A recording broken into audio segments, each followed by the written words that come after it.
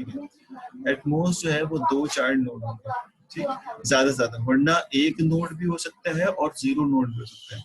जैसे हमें नजर आ रहा है कि यहाँ पर नोड नंबर 6 का कोई चाइल्ड नोड नहीं है, 0 उसके चाइल्ड नोड है। नोड नंबर 7 का एक चाइल्ड नोड है, लेकिन नोड नंबर 2 का, 7 से मुराद 5 का, नोड नंबर 2 का जो है 2 चाइल्ड नोड है। 2 से ज्यादा चाइल्ड नोड नहीं होते, इसको हम बाइनरी ट्री कहते हैं, ठीक है। मिसाल के तौर पे, मतलब सम टाइम ऐसा होता है, लगता नहीं है, लेकिन ये भी एक जो मैं बनाने जा रहा हूँ, ये भी एक बाइनरी ट्री की ही एग्जाम्पल में शामिल है। यानी कोई भी मैंने सबके एक एक नोड बना के छोड़ दिए, तो सम टाइम लोग कंफ्यूज हो जाते हैं, ये बाइनरी ट्री कैसे, बाइनरी ट्री में तो 2 नोड्स होते हैं। तो उसने बोला एट मोस्ट 2 नोड होंगे, ज्यादा से ज्यादा 2 होंगे, 2 से कम भी हो सकते हैं। तो this line is also a binary tree, ठीक है। अच्छा, अब जो वर्ड है कंप्लीट, इसके पीछे क्या राज है कि कंप्लीट ये बाइनरी ट्री, लेकिन ये कंप्लीट इसके अंदर नहीं है, कंप्लीटनेस नहीं। कंप्लीट के अंदर ये राज होता है कि whenever you will insert a node, तो जब तक उसके लेवल्स कंप्लीट नहीं हो जाते, अगले नोड को अगले लेवल पे नहीं लगा सकते। जैसे ये वाली ट्री है, आपने कहा कि पहले लेफ्ट पे आपने एक ट्री, एक नोड जो है वो इंसर्ट किया, ठीक है, आपने एक नोड को लेफ्ट साइड पे इंसर्ट किया। अब इसका लेवल जब कंप्लीट होगा, जब इसके राइट साइड पे भी आप एक नोड लगा देंगे, ये वाला नोड यहाँ लगाएंगे, तो ये लेवल कंप्लीट होगा, क्योंकि एक नोड के 2 चाइल्ड हो सकते हैं, तो ये लेवल कंप्लीट होगा। तो फिर अगला नोड यहाँ लगाया जा सकता है, और उसके बाद अगला नोड यहाँ लगाया जाएगा, और फिर एक नोड इस तरफ लगाया जाएगा, और एक नोड ये लगाया जाएगा। ये लेवल कंप्लीट होगा तो फिर आगे आगे आप बढ़ सकते हैं, अदरवाइज आगे बढ़ने की इजाजत नहीं होती। अच्छा, अब इंटरेस्टिंग बात ये है कि ये भी नहीं कि आपने ये नोड यहाँ लगा दिया लेफ्ट साइड पे, तो ये भी नहीं हो सकता कि आप पहले राइट साइड पे लगा दें। आपने लेफ्ट साइड, मतलब एक रूल है कि लेफ्ट साइड से आपने सारे नोड लगाने शुरू करने, तो we can not plug the first in the right side. So whenever you need to plug any new node, you have to plug from the left side, left to right. So you will fill first the left side, उसके बाद ये right. अब जब plug करेंगे तो we can not plug here, कहीं भी कर दो यहाँ पे, नहीं, ऐसा नहीं होगा, बल्कि आपको पहले इधर प्लग करना पड़ेगा, फिर इस वाले नोड के दोनों नोड कंप्लीट करने पड़ेंगे, और फिर इस वाले के दोनों नोड कंप्लीट करने। This is called basically complete tree. और जहां तक ये रुक जाए तो रुक जाए, जैसे ये वाली है, अभी इसमें 7 का राइट बाकी है, लेकिन डेटा खत्म हो गया, इसलिए इसको कहते हैं नियरली कंप्लीट। अगर पूरे में लग जाते हैं ना, तो ये कंप्लीट बाइनरी ट्री होता है, जिसको हम फुल ट्री भी कहते हैं, ठीक है। तो ये बात मेरे ख्याल क्लियर हो गई होगी कि आप जब कंप्लीट बाइनरी ट्री बनाने जाते हैं, तो उस ट्री के अंदर आप लेफ्ट साइड से नोड इंसर्ट करते हैं, और अरेंजमेंट ऑर्डर में करते हैं, लेफ्ट साइड से अरेंजमेंट ऑर्डर में। ऐसा नहीं है कि रैंडमली लेफ्ट साइड से करना शुरू करें, और जब तक कि किसी स्पेसिफिक लेवल के सारे नोड फिल नहीं हो जाते, आप नया नया लेवल क्रिएट नहीं करते। तो देखिए, अभी अगर कोई नोड लगाने के लिए आएगा ना, तो वो बेसिकली 7 का राइट बनेगा अगर होता तो, और अगर कोई अगला नोड होता तो 9 का लेफ्ट होता, अगला होता तो 9 का राइट होता, अगला होता तो 3 का लेफ्ट होता। इस तरह से ये नोड आगे की तरफ बढ़ते हैं।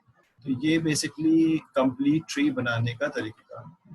कंप्लीट ट्री को, ये तो देखिए, ये जो ट्री डायग्राम है ना, जो हमने बनाई है, ये तो मेरे और आपके अंडरस्टैंडिंग के लिए बनाई जाती है। कंप्यूटर इस तरह से उसको नहीं लेता। कंप्यूटर जब उसको लेता है तो बेसिकली 2 तरीकों से कंप्यूटर ट्री का डेटा जो है वो स्टोर करता है। ट्री को जब स्टोर करना होता है मेन मेमोरी में, तो हमारा कंप्यूटर प्रोग्रामिंग जो है वो 2 मेथड यूज करता है, एक लिंक लिस्ट का मेथड और एक सिक्वेंशियल एरे का मेथड। कुछ जगहों पे लिंक लिस्ट मेथड बेहतर होता है, कुछ जगहों पे सिक्वेंशियल एरे बेहतर होता है। ये तो जब हम डेटा स्ट्रक्चर पढ़ते हैं, थोड़ी बहुत बातें वहाँ बता दी जाती है, तो स्टूडेंट को पढ़ पढ़ के सीख जाता है। अगर आपके पास सिंपल बाइनरी ट्री होती, इसमें कोई रिस्ट्रक्शन नहीं होती, जैसे ये मिसाल के तौर पे ये वाली ट्री एक बाइनरी ट्री है, और इसमें कोई रिस्ट्रक्शन नहीं है कि कंप्लीट है या नहीं, ये बाइनरी ट्री है, तो एस टाइप के डेटा को स्टोर करने के लिए लिंक लिस्ट बेहतर है। लेकिन जब वर्ड ये लगा दी जाए कि कंप्लीट बाइनरी ट्री है, तो कंप्लीट बाइनरी ट्री को स्टोर करने के लिए बेहतर जो जगह है वो है एरे। एरे के अंदर हम इसको स्टोर करते हैं, यानी एरे में डेटा इस तरह स्टोर किया जाता है कि वो एक ट्री के कनेक्शन को जो है वो शो कर रहा होता है। मिसाल दे देता हूँ मैं आपको, ताकि ये आगे जब हम एल्गो पढ़ें तो आपको ये बातें समझ आ रही हो। कि मिसाल के तौर पे होता क्या है कि ये डेटा जो हमें यहाँ पे मेरी और आपकी अंडरस्टैंडिंग के लिए ट्री ही की शक्ल में बनाया गया है, असल में ये बेसिकली एरे के अंदर स्टोर होता है। तो क्या इनके दरमियान कनेक्शन हमें बेसिकली मेंटेन रखना होता है, मेंटेन ये रखना होता है कि जो हमारा पेरेंट नोड है उसका एक लेफ्ट होगा एक राइट होगा, और अगर राइट नहीं होगा तो फिर इसके मतलब है ट्री जो है वहां पे रुक गई है। किसी का राइट, जैसे यहाँ पे 7 का राइट नहीं है, तो अब ये गुमान नहीं करें कि 9 का कोई नोड होगा, 9 का भी कोई नोड नहीं हो सकता जब तक 7 का नोड नहीं होगा, 7 9 का नहीं बन सकता। तो अगर 7 का राइट नहीं है तो समझे यहाँ तक आपके ट्री रुक गई है। अगर नया डेटा आएगा तो फिर आपको एरे में एक्सटेंशन चाहिए होगी। होता क्या है कि अगर ये आपके पास एक बाइनरी ट्री है तो आपने जो है वो इसके नोड को सबसे एरे के पहले पोजीशन पे लगाना होता है, यानी 16 जो है वो पहली पोजीशन पे है, ठीक है, इंडेक्स नंबर 1 पे, जिसको कहते हैं इंडेक्स नंबर, एरे के इंडेक्स नंबर 1। और जो इसका लेफ्ट है, यानी लेफ्ट अगर आप देखें लेफ्ट, तो लेफ्ट हमेशा जो है किसी भी नोड का लेफ्ट जो है वो 2k इंडेक्स के अंदर होगा, यानी k का मतलब करंट इंडेक्स, k का मतलब करंट इंडेक्स। और जो राइट होता है, यानी अगर हम कहें कि हमें राइट देखना है, तो राइट जो है बेसिकली वो हमेशा 2k+1 लोकेशन पे होता है, ठीक है। यानी जब भी आप बाइनरी कंप्लीट ट्री को स्टोर करेंगे सिक्वेंशियल एरे के अंदर, this is data structure of the sequential array, so we will use this to position, यानी 2k is basically the left node of the current node and the 2k+1 the right node of the current node। अब देखें 16 पहली position पे है, इसका left कहाँ होगा? अब अगर पहली पोजीशन को k मान लें तो 2 इंटू वन कितना हो जाएगा? 2 हो जाएगा। तो इसका मतलब है सेकंड पोजीशन पे इसका लेफ्ट होगा। तो 14 को देखें कहाँ रखा है, सेकंड पोजीशन पे रखा है। और इसी तरह से 10 को कहाँ होना चाहिए? 2 इंटू के जो है 1 है, तो 2 इंटू के, 2 1 2 प्लस 1, 3 पोजीशन पे होना चाहिए। देखिए 3 पोजीशन पे। इस तरह से अब अगर किसी लम्हे ये वाला 2 पेरेंट बन गया है तो इस 2 का भी, यानी 14 का भी कोई लेफ्ट और राइट होगा। हमें नजर आ रहा है 14 का लेफ्ट 8 है, राइट 7 है। ये एरे में कहाँ होगा? तो एरे में इसको फाइंड करने के लिए फॉर्मूला इस्तेमाल होगा 2k और 2k+1। तो 2k बेसिकली इस वक्त 14 की पोजीशन 2 है, तो 2 इंटू 2 4, यानी इसका लेफ्ट 4 पोजीशन पे होगा, इसका लेफ्ट 4 पोजीशन पे होगा, यानी 8 होगा एरे में, और इसका राइट 9 पोजीशन पे होगा, 5 पोजीशन पे होगा, जो कि 7 है। ठीक है, किसी की भी पोजीशन आप ढूंढना चाहें इस तरह ढूंढ लेंगे। मिसाल के तौर पे 5 की बात करते हैं, लोकेशन नंबर 5, लोकेशन नंबर 5 इसका लेफ्ट कहाँ होगा? 2k, यानी 2 इंटू 5 10 पोजीशन पे, यानी इसका लेफ्ट 1 है, जो कि बेसिकली 10 लोकेशन पे है। 7 का लेफ्ट जो है 1 है। और इसका राइट कहाँ होगा? इसका राइट होगा बेसिकली 2k+1, यानी 11 पोजीशन पे। और 11 number node, 11 number array box exist नहीं करता, तो हम कहेंगे कि इसका राइट एग्जिस्ट नहीं करता। इसका नहीं करता तो फिर आगे किसी का भी राइट एग्जिस्ट नहीं करेगा। ठीक है, राइट या लेफ्ट कोई भी। तो आप देख लें 7 का लेफ्ट है 1 और 10 पोजीशन पे, ये इन्होंने एहतियाती यहाँ पे लिख दिया है नोड नंबर के तौर पे। तो ये बेसिकली इसके स्टोरेज का एक मैकेनिज्म है जिससे आप इसको स्टोर करते हैं कि किस तरह से आपका डेटा। अब अगर इसको मैं देखूं क्लियरली तो मुझे तो लग ही नहीं रहा कि ये कोई ट्री है, जबकि ये एरे में जो डेटा, हालांकि एरे में भी इसी तरह डेटा रखा रहता है। कभी हम देखते हैं तो हम एरे में डेटा रख लेते हैं, जैसे बबल सॉर्ट वगैरह में किया था। तो उस वक्त हम उसको ट्री नहीं कह रहे थे, रैंडम डेटा कह रहे थे। जैसे मिसाल के तौर पर 6 है, 5 है, ठीक है, 9 है, 11 है, इस तरह का रिजल्ट जो है वो हमारे पास मौजूद था। तो हम कहते ये ट्री नहीं कहते थे उसको, क्योंकि ट्री कनेक्शन, यहाँ पे हम इसको ट्री कह रहे हैं। ये कंप्लीट ट्री है। 16 कनेक्टेड है 14 और 10 से, 14 कनेक्टेड है 8 और 7 से, 10 कनेक्टेड है 9 और 3 से। समझ आ रही है? इस तरह से ये कनेक्ट, तो ये डेटा बेसिकली तो कहते हैं मैक। अब ये तो है, ये जो मैंने जितनी बातें बताई ये बेसिकली एक मैक्स हीप की बेसिकली कंडीशन है। मैक्स हीप कहता है कि इस तरह से होगा। ठीक है, तो मैक्स ही बोल रहा हूँ, कंप्लीट बाइनरी ट्री ऐसा होगा। अब कंप्लीट बाइनरी ट्री को अगर मैं मैक्स या मिन हीप कहूँ तो क्या होगा? तो कंप्लीट बाइनरी ट्री किस वक्त मैक्स हीप होगा और किस वक्त मिन हीप होगा? अब जो बाइनरी ट्री है इससे बहुत सारी ट्री बनाई जाती है। जैसे मैंने आपने पहले पढ़ा भी होगा कि बाइनरी सर्च ट्री एक ट्री होती है, बाइनरी सर्च ट्री। तो बाइनरी सर्च ट्री कैसी ट्री है? ठीक है, तो बाइनरी सर्च ट्री बेसिकली, अभी मैं हीप नहीं बता रहा, ये बता रहा हूँ कि बाइनरी ट्री के और बहुत सारे अकसाम है। तो बाइनरी सर्च ट्री एक ऐसी ट्री है कि जो नोड की वैल्यू है मिसाल के तौर पे 6, तो लेफ्ट साइड पे इससे छोटा नंबर होना चाहिए और राइट साइड पे इससे बड़ा नंबर होना चाहिए। ठीक है। ये बेसिकली बाइनरी, जरूरी नहीं कि इमीडिएट बढ़ाओ, 9 भी हो सकता है। तो ये तो प्रॉपर्टी है बाइनरी सर्च ट्री की। ठीक, तो बाइनरी ट्री की बहुत सारी और अकसाम बनाई जाती है, इनमें से एक किस्म है हीप। हीप कैसे बनता है बाइनरी ट्री से? तो कहता है अगर मैक्स हीप बना रहे हैं तो नोड जो पेरेंट है, चाइल्ड हमेशा उससे छोटे होंगे। ठीक है, जैसे यहाँ पे 16 है तो इससे छोटे चाइल्ड यानी 14 और 10, और अगर ये 14 किसी लम्हे पेरेंट है तो 8 और 7, देखिए छोटा है इससे। किसी लम्हे अगर ये पेरेंट है, अगर ये पेरेंट है, अगर ये पेरेंट है 8 तो 2 और 4, 7 पेरेंट है तो 1, 10 पेरेंट है तो 9 और 3। तो किसी भी लम्हे पेरेंट जो है वो अपने चाइल्ड से छोटा नहीं होगा, अगर ये मैक्स हीप की बात कर रहे हैं, मैक्स हीप।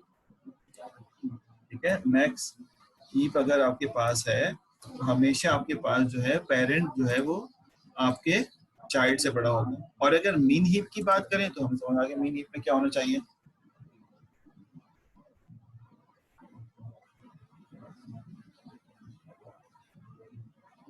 अच्छा, मीन हीप में क्या होगा?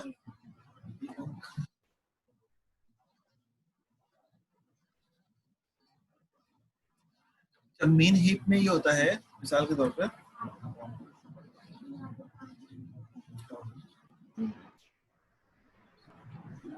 Parents value will be less. हाँ, पेरेंट वैल्यू जो है अपने अपने चाइल्ड से हमेशा छोटी होगी, ये मीन हीप की बात हो रही है। ठीक है, तो इस तरह से हम यहाँ पर मैक्स और मीन हीप को जो है वो कैटेगराइज, इस वक्त जो हम यहाँ पे बात करेंगे सारी की सारी, क्योंकि जाहिर है दोनों में से किसी एक को तो चूज करना है ना हमें, तो इस वक्त जो हम बात करेंगे वो मैक्स हीप की करेंगे। ठीक है, कहते हैं max heap viewed as a binary tree, ठीक है, एंड एरे। ये बेसिकली एक मैक्स हीप को शो कर रहा है और ये उसका डेटा स्ट्रक्चर एरे में शो हो रहा है। ठीक हो गया, तो बात समझ में आ गई। तो ये तो हमारे पास कुछ इसकी इंफॉर्मेशन थी। अब सवाल यहाँ पे ये है कि अगर मुझे हीप सॉर्ट करना हो, यानी मेरे पास एक डेटा हो, मिसाल के तौर पर ये डेटा आपको दिया जाए, दिस इज नॉट हीप, ये एक जनरल रैंडम डेटा है। अगर ये एक रैंडम डेटा मैं आपको देता हूँ, मिसाल के तौर पे डेटा है 6, 3, ठीक है, 4, 11, 2 एंड 5, ये डेटा मैं आपको देता हूँ और मैं कहता हूँ कि इसको सॉर्टिंग करनी है, तो सॉर्टिंग करनी है हीप सॉर्ट के थ्रू। तो सबसे पहले मुझे इसका हीप बनाना पड़ेगा, यानी एक ऐसी ट्री बनानी पड़ेगी जो मैक्स या मीन हीप को शो कर रहा हूँ। बात समझ आ रही? तो अब मैं इसको अब जाहिर है ये तो हमारे देखने की डायग्राम है, ये तो हम और आप देख रहे हैं, यानी इस एरे को एक ऐसे एरे में कन्वर्ट करना पड़ेगा जिसमें उसका पेरेंट हमेशा अपने चाइल्ड से बड़ा हो।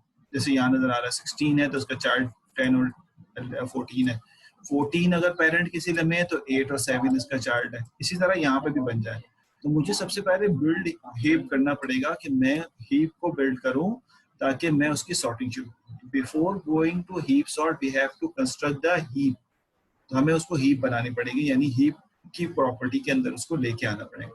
ठीक है, तो ये तो इसकी बेसिकली रिक्वायरमेंट है। तो अब जाहिर है रिक्वायरमेंट है तो इसके लिए जो हमारे पास कॉस्ट आएगी वो इसकी कॉस्ट में शामिल होगा कि भाई इसकी कॉस्ट में जो है बिल्ड हीप की कॉस्ट भी जो है वो शामिल है। ठीक है, तो बस हमारे इसके बाद भी कुछ प्रॉपर्टीज हैं, यानी ये तो मैंने आपको बता दिया कि अगर आपने लेफ्ट ढूंढना है तो ये इसका फॉर्मूला 2k है, और अगर राइट ढूंढना है तो इसका फॉर्मूला जो है वो 2k+1 है। k is a index, current index जिसके लिए ढूंढ रहे हैं।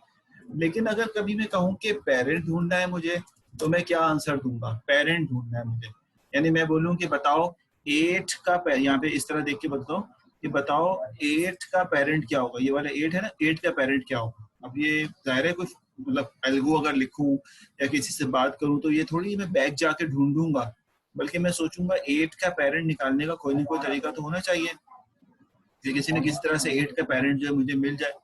तो इसी तरह पेरेंट का भी एक फॉर्मूला होना चाहिए। तो ये जो इसकी बेसिक्स हैं वो भी हमें पता होनी चाहिए। इस तरह मैं अगर ये कहूँ कि मतलब ये सब बातें मतलब हमें पहले से पता हो तो जरा आसानी होगी बाद में। वो कहता है कि नॉन लीफ नोड्स कितने होंगे अगर ये कंप्लीट बाइनरी ट्री है, तो इसका क्या फॉर्मूला होगा कि मैं बता दूं। मिसाल के तौर पे मैं आपसे कहता हूँ कि मैं आपको 50 नोड दे रहा हूँ, मिसाल के तौर 50 नोड्स दे रहा हूँ, 50 नोड्स,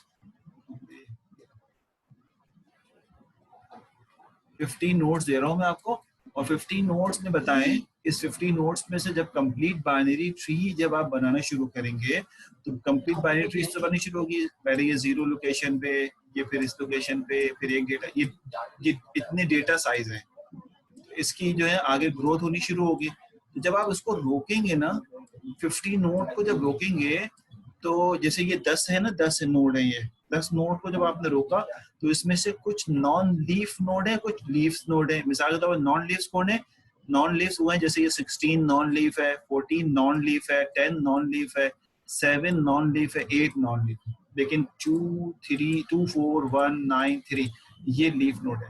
तो हमें एक अंदाजा ये हो रहा है कि आधे नोड लीव्स होते हैं और आधे नोड नॉन लीव्स होते हैं। गिनने आप 1 2 3 4 5 और इसी तरह। लेकिन अगर इसमें हम और नोड भी लगा देते, मिसाल ये भी लग जाता, ये भी लग जाता, ये भी आ जाता, और इसको हम कंप्लीट भी कर लेते, यानी पूरा हर नोड के हर नोड भी आ जाते अगर। अब इसमें कितने हो जाते हैं, 10 के बाद 11 12 13 14 15 हो जाते हैं। तो 15 में देखें कितने नोड आपके पास लीव्स के हैं, 1 2 3 4 5 6 7 8 नोड आपके लीव्स के हैं, और 7 नोड अप्रॉक्स जो है वो नॉन लीव के। तो हम कहेंगे अगर मैं 15 को 2 से डिवाइड कर दूं, 15 को 2 से डिवाइड, 15 क्या है टोटल नंबर ऑफ नोड, अगर उसको 2 से डिवाइड करूं 7.5 आ जाएगा। 7.5 का मतलब ये हुआ कि मैं अगर इसको फ्लोर कर दूं, फ्लोर यानी फ्लोर का मतलब है 7 आंसर आ जाएगा, तो इसका मतलब है 7 नॉन लीफ नोड होंगे। 7 तो गिने 1 2 3 4 5 6, ठीक है, और ये 10 जो है 7, यानी 1 2 3 4 5 6 और 7, तो 7 नॉन लीफ। तो अगर मैं कहता हूँ नॉन लीफ का फॉर्मूला लिखें कि नॉन लीफ किसी भी बाइनरी ट्री को, जैसे मैं 50 दे रहा हूँ तो 50 में कितने नॉन लीव्स होंगे, तो इसका फॉर्मूला आ जाना चाहिए। फॉर्मूला क्या बनेगा, मैं लिख देता हूँ यहाँ पे। फॉर्मूला कुछ इस तरह से हो जाएगा कि non leaf node is equal to, ठीक है, n/2 n डिवाइड बाय, ठीक है, n डिवाइड बाय 2, n यानी जितने नोड्स आपके पास हैं, और फिर इसके ऊपर एक आपको फ्लोर फंक्शन जो है वो अप्लाई करना पड़ेगा, ये फ्लोर फंक्शन।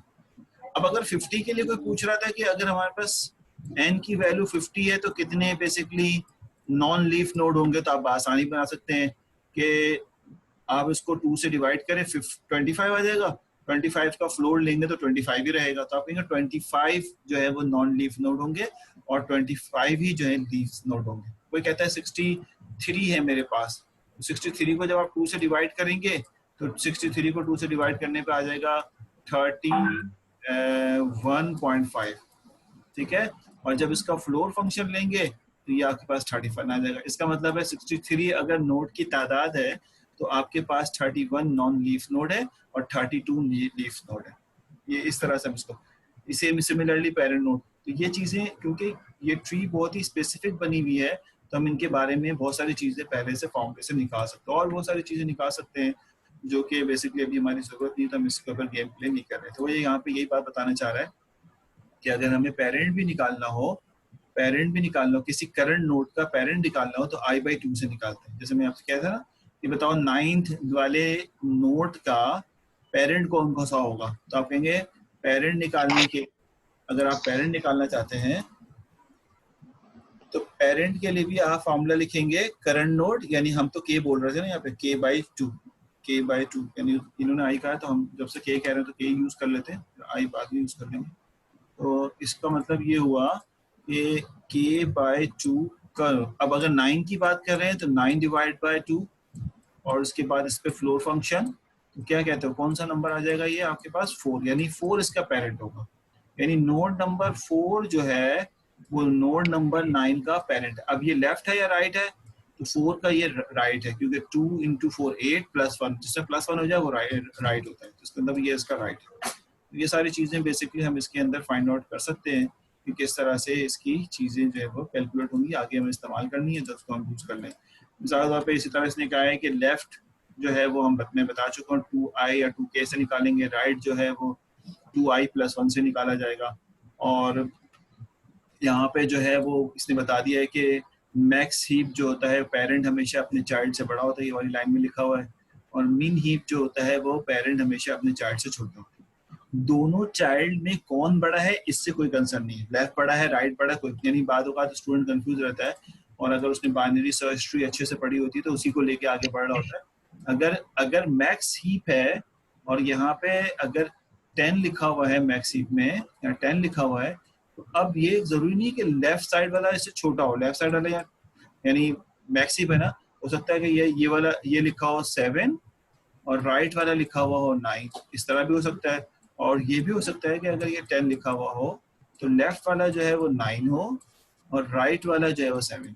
इसमें कोई आपस में इन दोनों के दरमियान कोई कनेक्शन नहीं होता कि कौन सा बड़ा होगा या कौन सा छोटा होगा, ये दोनों इंडिपेंडेंटली वर्क कर रहे होते हैं। समझ आ रही बात है? इनका काम जो है वो इंडिपेंडेंटली वर्क करना है, लेकिन अपने पेरेंट्स से छोटा हो। इसी वजह से हम इसमें थोड़ी सी सर्चिंग में थोड़ा सा टाइम हमें कंज्यूम होता है जब भी हम आगे की तरफ देखेंगे। अब अगर आपको कोई ट्री दी हुई है, देखो अगर कोई आपको डेटा दिया हुआ है और आपसे कहा जा रहा है कि इस डेटा से आप पहले हीप बना लें, तो ये भी हमारे लिए एक आर्ट होगा, एक नई चीज सीखने को मिल जाएगी हमें कि हमें डेटा दिया हुआ है और we can construct the basically क्या हीप बना सकते हैं उसको। तो हीप कैसे बनेगा उसके लिए हम यहाँ पे ज़ाहिर एल्गोरिथम डिस्कस करेंगे अभी। तो एल्गोरिथम जब हीप बन जाएगा तो फिर उसको सॉर्टिंग में हम इस्तेमाल कर लेंगे इसको, ठीक है। तो ये हमारे पास जो है पहला सारी बातें हमने यहाँ पे इसकी बेसिक प्रिलिमिनरीज जो है वो हमने सीख ली है। अब कहता है कि आइए उसको हम आगे की तरफ बढ़ते हैं। कहता है कि for the heap sort algorithm we use max heap.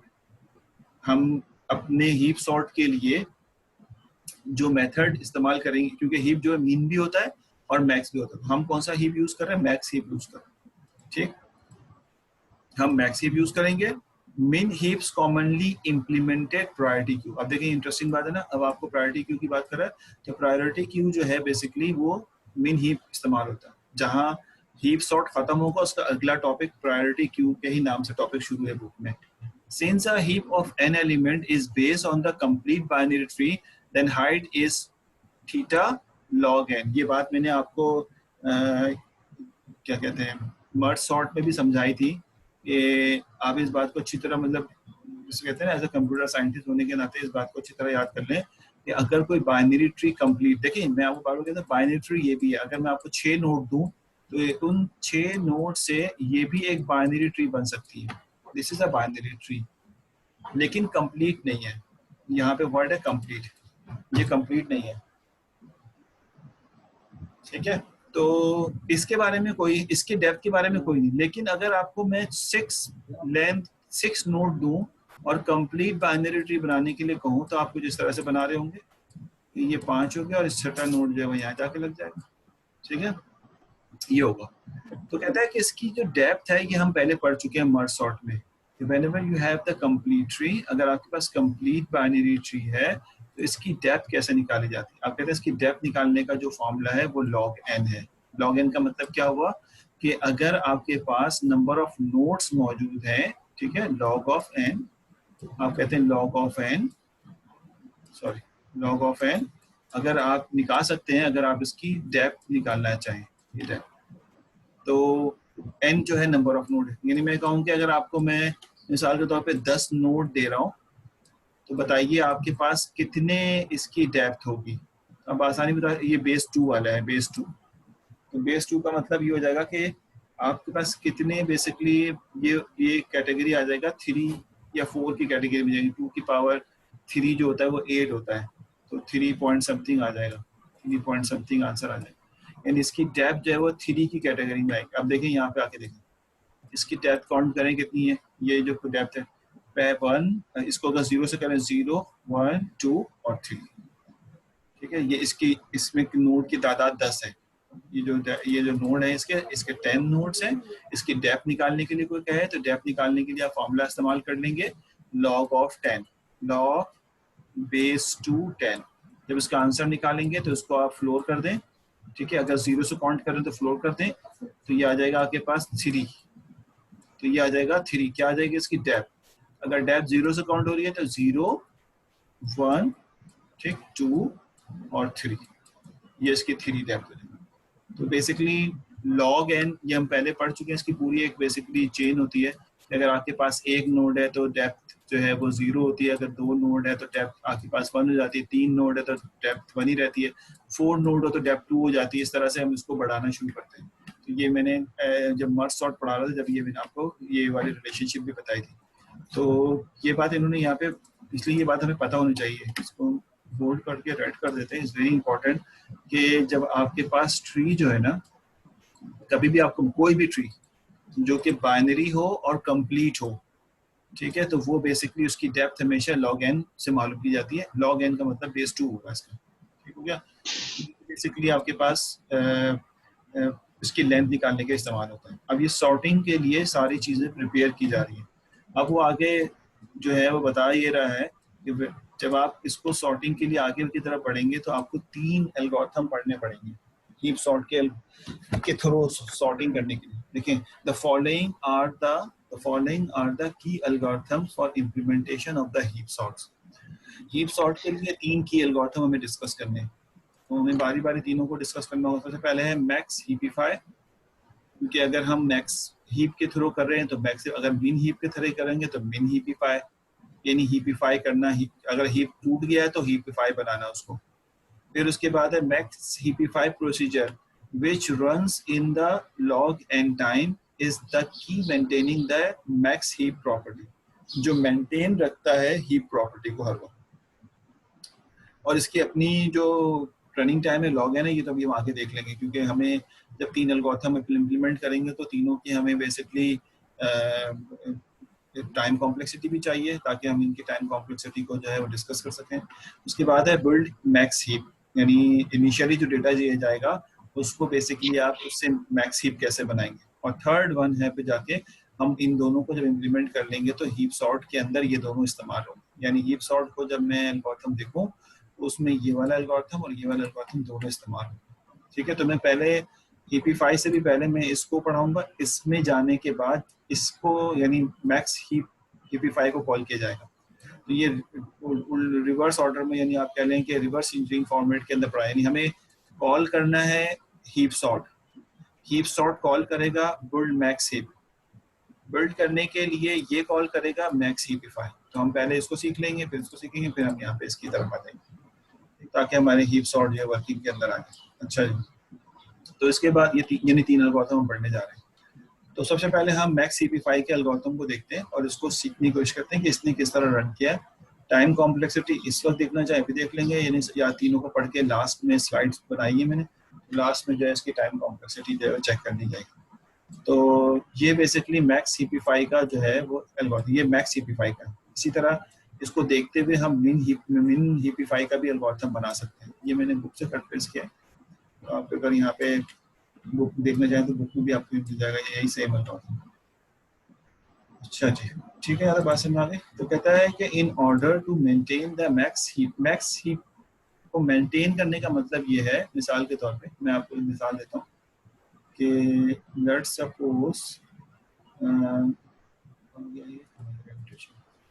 Suppose मैं एक हीप बनाता हूँ, ये है 16 और यहाँ पे आ गया आपके पास 13, ये आपके पास आ गया मिसाल के तौर पे 10, उसके बाद ये आपके पास आ गया, आपको इसे बड़ा होना चाहिए तो 9, मिसाल के तौर पे ये आ गया आपके पास 13 से यकीनन बड़ा होगा, छोटा होगा, तो मिसाल के तौर पे 7, ठीक है। और सिमिलरली यहाँ पे अगर देखा जाए तो ये हो गया आपके पास 5 और ये हो गया 4, ठीक है, मिसाल दे रहा हूँ। अब अगर कोई कहता है कि हमें यहाँ पर 11 को इंसर्ट करना है, ठीक है, 11 इंसर्ट करना है, तो किसी को याद थोड़ी होगा कि अभी तो हमें नजर आ रहा है कि डायरेक्टली कहाँ जाके, अब 11 कैसे इंसर्ट होगा ये हमें सोचना है। अब अगर 11 इंसर्ट करना है तो इस वक्त यहाँ पे 11 की एप्रोप्रिएट जगह जो नजर आ रही है वो ये वाली नजर आ रही है, जो कंप्लीट बाइनरी ट्री के थ्रू जो है वो इसकी जगह है, क्योंकि सारे फिल है तो ये इसकी जगह यहाँ पे आएगी। अब जब 11 यहाँ फिल हो जाएगा उसके बाद हम ये देखेंगे कि 11 को प्लग कर दिया। अब 11 को प्लग करने के बाद ये नजर आ रहा है कि ये बेसिकली हीप की प्रॉपर्टी को वायलेशन पे लेके आए 11, क्योंकि 9 जो है वो पेरेंट है और 11 से छोटा है। तो ये जो मैक्स हीपिफाई का काम ये होगा, कि वो 11 को बेसिकली अपने एप्रोप्रिएट जगह पे बिठाएगा। ठीक है, तो वो बेसिकली पहले इससे कंपेयर करेगा, फिर इससे कंपेयर करो, उस कंपैरिजन की अपनी टेक्निक है जिसकी बेसिस पे 11 को अपनी अप्रोप्रिएट जगह पे जो है लेके जाएगा। ये इसकी तो मतलब हीप की प्रॉपर्टी को मेंटेन रखना। ठीक है, और देखिए I can attend today class, ठीक है, urgent I have to go, please consider my, ठीक है, चलो ठीक है, ओके, ठीक है। तो ये हमारे पास ये मेरा उनके अटेंडेंस कितनी,